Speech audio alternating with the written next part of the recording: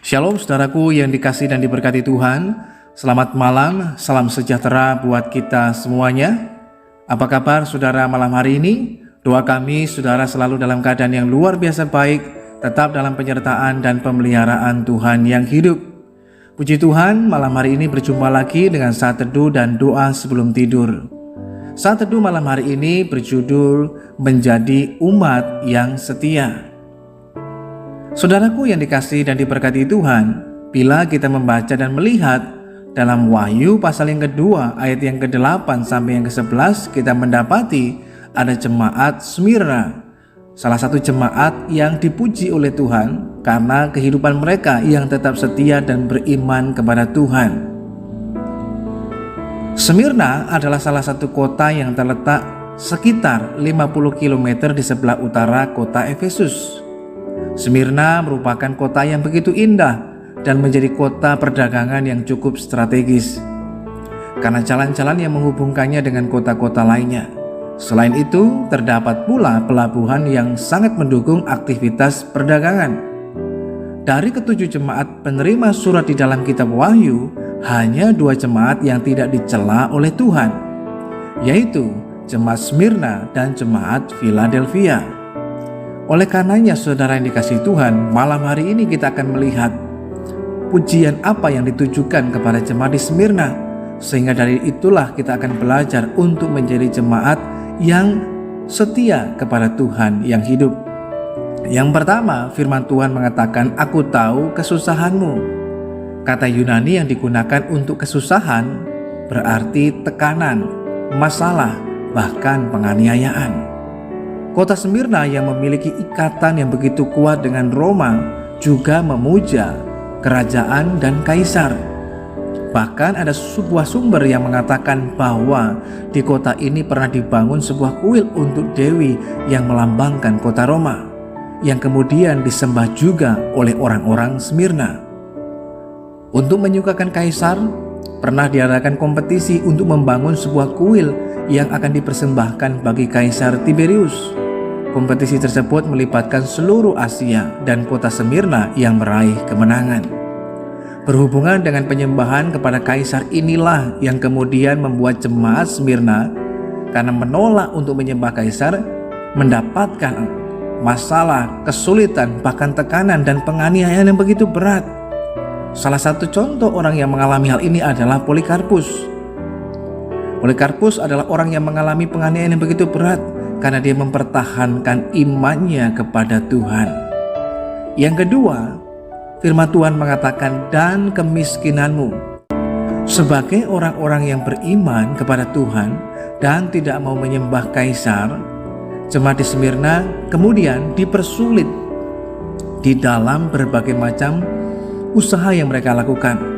Dipersulit dalam berusaha, dipersulit dalam berdagang, dipersulit bahkan dalam hal yang lainnya, sehingga mereka tidak diberikan kesempatan untuk dapat menikmati perekonomian yang mapan, sebagaimana kondisi penduduk kota Smyrna pada umumnya. Jadi mereka mengalami keadaan miskin bukan karena mereka tidak mau bekerja ataupun karena mereka malas, tetapi karena iman mereka yang tidak mau menyembah kepada kaisar. Tapi karena kesetiaan mereka kepada Tuhan itulah membuat mereka mengalami keadaan yang miskin. Namun demikian mereka tetap setia kepada Tuhan. Yang ketiga, firman Tuhan mengatakan, "Namun sekalipun mereka miskin tapi mereka kaya." Pujian yang diberikan Tuhan kepada jemaat di Smyrna sangatlah bertolak belakang dengan kritik terhadap jemaat Laodikia. Secara materi memang jemaat Smyrna sangat miskin, tetapi Tuhan menyebut mereka sebagai jemaat yang kaya. Sementara jemaat Laodikia yang kaya secara materi tetapi disebut miskin oleh Tuhan. Karena ketika mereka mengalami ini semuanya, mereka terus bersandar kepada Tuhan. Mereka mengharapkan hidupnya kepada Tuhan, dan itulah mengapa disebut mereka kaya, karena mereka kaya dalam kasih karunia dan limpah di dalam anugerah Tuhan. Karena mereka terus bersandar kepada Tuhan yang hidup, dan itulah yang membuat mereka mampu untuk bertahan dan tetap setia. Sebab banyak yang dipanggil, sedikit yang dipilih, tapi lebih sedikit lagi umat yang setia. Yang keempat, apa yang firman Tuhan katakan bagi jemaat Smyrna? Jemaat Smyrna dikatakan dan fitnah mereka. Kata fitnah di sini berarti hujatan, cemoohan.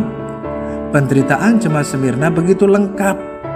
Mereka dianiaya, mereka mengalami keadaan yang miskin, yang susah, ditambah lagi mereka difitnah. Dalam Yohanes pasal 15 ayat yang ke-19 bagian B berkata, "Tetapi karena kamu bukan dari dunia, melainkan aku telah memilih kamu dari dunia, sebab itulah dunia membenci kamu." Saudaraku yang dikasihi dan diberkati Tuhan, banyak orang percaya yang begitu takut terhadap penderitaan, kemiskinan, cemoohan. Mereka lebih baik meninggalkan Tuhan daripada mengalami ketiga hal itu. Tetapi Tuhan memuji jemaat Smyrna karena iman, ketabahan, bahkan kesetiaan mereka kepada Tuhan. Itulah yang membuat Tuhan kemudian memuji jemaat ini. Oleh karena itu, saudara yang dikasihi Tuhan, malam hari ini kita perlu belajar dan meneladani kehidupan jemaat yang ada di Smyrna. Mungkin keadaan kita tidak sama dengan jemaat Smyrna, tetapi paling tidak kita harus memiliki hal yang sama, yaitu menjadi umat yang setia kepada Tuhan. Kesetiaan kita jangan didasarkan pada situasi dan keadaan, tetapi kesetiaan kita didasarkan pada iman kita kepada Tuhan. Maka hal itulah yang akan membuat kita bukan hanya sekedar kita bertahan, tapi setia dan kemudian kita menang, menjadi umat yang berkemenangan di dalam Tuhan. Apapun situasi dan keadaan kehidupan kita hari ini, tetaplah menjadi umat yang setia. Jangan hanya karena keadaan sedang sulit, jangan hanya karena situasi sedang sukar, jangan hanya karena usaha sedang menurun membuat kita tidak setia lagi kepada Tuhan. Tetapi apapun keadaan situasi dalam kehidupan kita, tetap setialah kepada Tuhan. Bagi orang yang setia, Tuhan tidak pernah membiarkan. Seperti halnya jemaat yang ada di Smyrna, dalam kesetiaan mereka itulah Tuhan melimpahkan kasih karunia yang luar biasa, sehingga mereka dapat melewati kesusahan, kemiskinan, bahkan penderitaan, sehingga mereka akhirnya berkemenangan di dalam Tuhan. Demikian halnya dalam hidup kita, tetap setia sekalipun mungkin hari ini, malam ini kita belum melihat pertolongan Tuhan, jawaban Tuhan, tapi tetap setialah dalam berdoa, beribadah, bersekutu kepada Tuhan. Karena Tuhan akan menyatakan kepada setiap kita indah dan tepat pada waktunya. Mari kita berdoa. Bapa Surgawi, kami mengucap syukur lagi kepadamu buat kasih dan anugerah-Mu dalam hidup ini. Betapa luar biasa kebaikan-Mu Tuhan. Malam hari ini kami mohon pengampunan daripada Tuhan atas segala dosa dan pelanggaran kami. Kalau mungkin selama ini juga terkadang dalam hidup ini kami menjadi umat yang belum setia kepada Tuhan. Namun malam hari ini Tuhan, kiranya Roh-Mu yang kudus menolong kami supaya kami menjadi umat yang setia di hadapan Tuhan. Sekalipun terkadang kami mengalami kesulitan, pergumulan yang Tuhan izinkan terjadi, tapi kami tahu Tuhan tidak pernah meninggalkan kami. Tuhan tidak pernah membiarkan kami.